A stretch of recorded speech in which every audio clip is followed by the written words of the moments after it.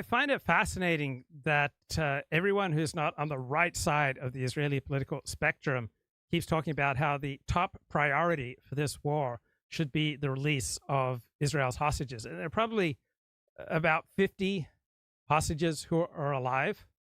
And so are you going to gamble the security of the state of Israel for the sake of 50 hostages?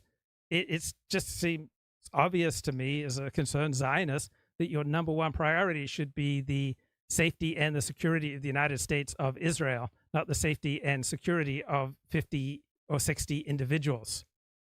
And so it doesn't make sense to me that everyone who's not on the right side of the Israeli political spectrum, and pretty much everyone who speaks on this issue in the mainstream news media, says the top priority for Israel should be the release of its hostages.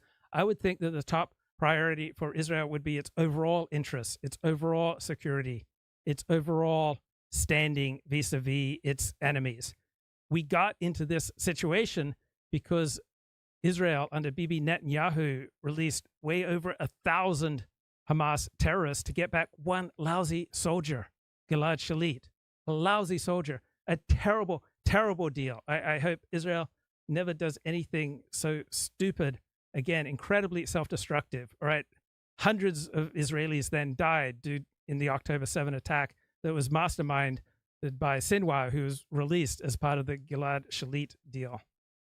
It strikes me as just so evidently short-sighted to make the country's number one priority the release of its hostages, just as the United States, when Iran took Americans hostage in 1979, it struck me that that should not be the number one priority for the president of the United States.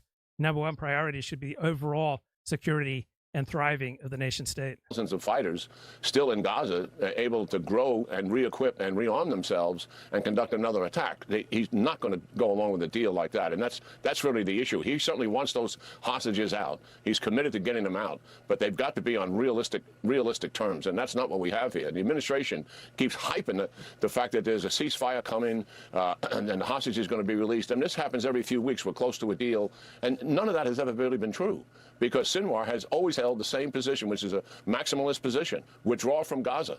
That's it. And that's not the case, and those conditions are not realistic for Prime Minister Netanyahu or the Israeli people.